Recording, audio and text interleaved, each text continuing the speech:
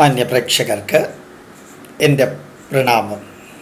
ചൈനയിൽ നടക്കുന്നത് ഇന്നും അഭിമാനത്തോടുകൂടിയും കുറേയെല്ലാം ആ രാജ്യത്തോടുള്ള വിധേയത്വത്തോടുകൂടിയും കാണുന്ന കുറേ കമ്മ്യൂണിസ്റ്റുകാരുണ്ട്.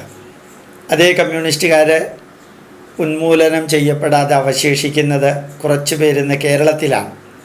അവരിൽ കമ്മ്യൂണിസമൊന്നുമില്ല, അവരിലുള്ളത് ഉപജീവനീസം. കുറേ എതിർക്കുക, കുറേ പുച്ഛിക്കുക, കുറേ അവഹേളിക്കുക.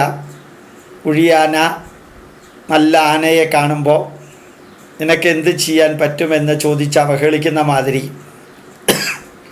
കുഴിയാനയ്ക്ക് അഭിപ്രായ സ്വാതന്ത്ര്യം ഉള്ളത് കൊണ്ടും വലിയ ആനയുടെ മുമ്പിൽ ഈ കുഴിയാന കണ്ണിൽ പെടാതെ പോകുന്നത് കൊണ്ടും വലിയ ആനയുടെ കാലിൻ്റെ അടിയിൽ കുഴിയാന പെട്ടാലും അതിൻ്റെ ഇടയ്ക്കുള്ള ഗ്യാപ്പിൽ സർവൈവ് ചെയ്തു പോവാൻ സാധിക്കുന്നത് കൊണ്ടും പിന്നെ സഖാക്കൾക്കും കർമ്മനിരതരായ കമ്മ്യൂണിസ്റ്റുകാർക്കുമെല്ലാം പാർട്ടി ശമ്പളവും പെൻഷനും അവസരം കിട്ടുമ്പോഴെല്ലാം കമ്മിറ്റി അംഗങ്ങളൊക്കെ ആവാനുള്ള സൗകര്യമൊക്കെ കൊടുക്കുന്നത് കൊണ്ട് ജീവിച്ചു പോകാൻ ഏറ്റവും പറ്റിയ ഒരു സംഘടന, ലോകത്തിലെ ഏറ്റവും അധികം ആസ്തിയും ഏറ്റവും അധികം സമ്പത്തുമുള്ള സ്ഥാപനങ്ങളുമുള്ള ഒരു സംഘടനയായി മാറുന്നു. ഏതായാലും ചൈനയിലും അതൊക്കെ തന്നെയാണ്. നമ്മുടെ സിനിമാ നടൻ ശ്രീനിവാസൻ പറഞ്ഞതുപോലെ 40 ലക്ഷം അംഗങ്ങളുള്ള ചൈനീസ് കമ്മ്യൂണിസ്റ്റ് പാർട്ടിയിൽ 37 ലക്ഷവും മൾട്ടി ബില്യണയേഴ്സാണ്.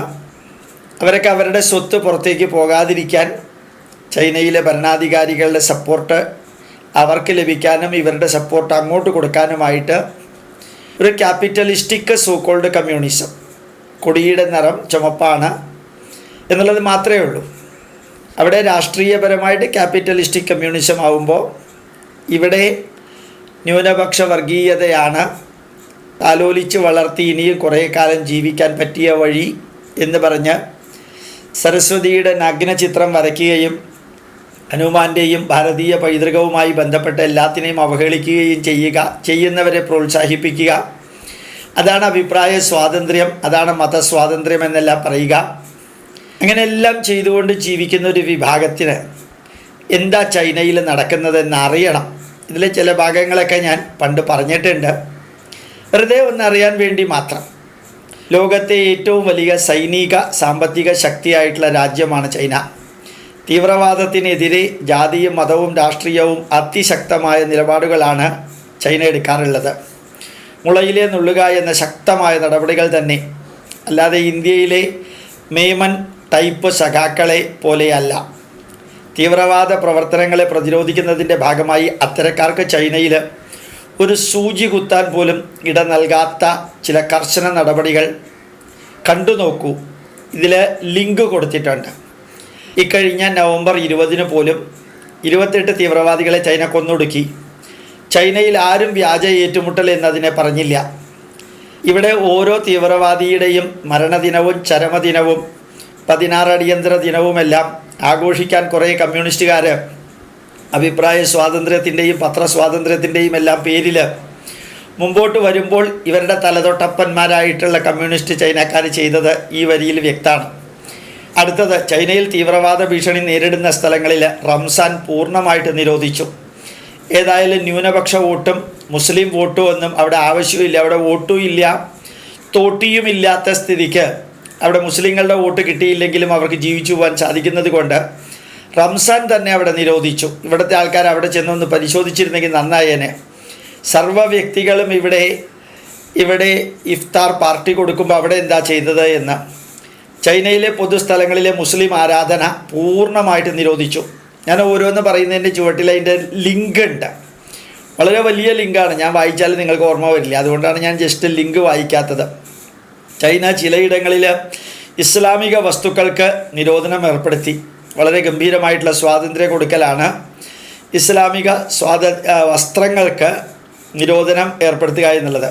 ചൈന ചിലയിടങ്ങളിൽ പർദ്ദ ധരിക്കുന്നത് പൂർണ്ണമായിട്ട് നിരോധിച്ചു. അതും വളരെ സന്തോഷകരമായിട്ടുള്ള കാര്യമാണ് കമ്മ്യൂണിസ്റ്റുകാർക്ക്, അവിടെയുള്ളവർക്ക്. ഇവിടെയല്ല, ഇസ്ലാമിക മതപുരോഹിതന്മാരെ കൊണ്ട് തെരുവുകളിൽ നിർബന്ധിച്ച് നൃത്തം ചെയ്യിച്ചു. അത് പ്രതീക്ഷിക്കാൻ സാധിക്കാത്തതാണ്. ഭീകരവാദത്തിനെതിരെ അവരെ കൊണ്ട് പ്രതിജ്ഞ ചെയ്യിപ്പിച്ചു. ഇവിടുത്തെ കമ്മ്യൂണിസ്റ്റുകാരെയും പുരോഗമനവാദികളെയും കൂടി അങ്ങനെ ചെയ്യിച്ചിരുന്നെങ്കിൽ വളരെ നന്നായേനെ. യൂണിവേഴ്സിറ്റികളിലും മറ്റും ക്രിസ്മസ് നിരോധിച്ചു. അത് അത്ഭുതകരമായിട്ട് തോന്നി. മുസ്ലിമായിട്ട് ബന്ധമില്ലെങ്കിലും ഈ രീതിയിലും തീവ്രവാദം വളരണ്ട എന്ന് തീരുമാനിച്ചു. ഏതായാലും ഇതെല്ലാം കൂടി പ്രിൻ്റ് ചെയ്തിട്ട് വീഡിയോ ആക്കിയിട്ട് ഇവിടുത്തെ സഖാക്കൾക്ക് കൊടുത്തിരുന്നെങ്കിൽ നന്നായേനെ. വലിയ താടികൾ വളർത്തുന്നതിനും ജുബ്ബ പോലുള്ള ഇസ്ലാമിക വസ്ത്രങ്ങൾ ധരിക്കുന്നതിനും നിരോധനം. ഇതെല്ലാം ലിങ്ക് ഉണ്ട് കേട്ടോ. ഇത് CNN.com ലിങ്കാണ്. മറ്റേത് reuters.com ആണ്. അതിന് മുമ്പുള്ളത് spisammodules.com ആണ്. ഇങ്ങനെ ഓരോ സ്ഥലത്തും നടക്കുന്ന കാര്യങ്ങളെക്കുറിച്ചുള്ള ലിങ്ക് കൂടിയുണ്ട്. 2016 ജനുവരിയിൽ ബാങ്ക് വിളി നിരോധിച്ചു. 2016 ജനുവരിയിൽ ബാങ്ക് വിളി നിരോധിച്ചു. അതും ന്യൂയോർക്ക് ടൈംസിലെ റിപ്പോർട്ടാണ്.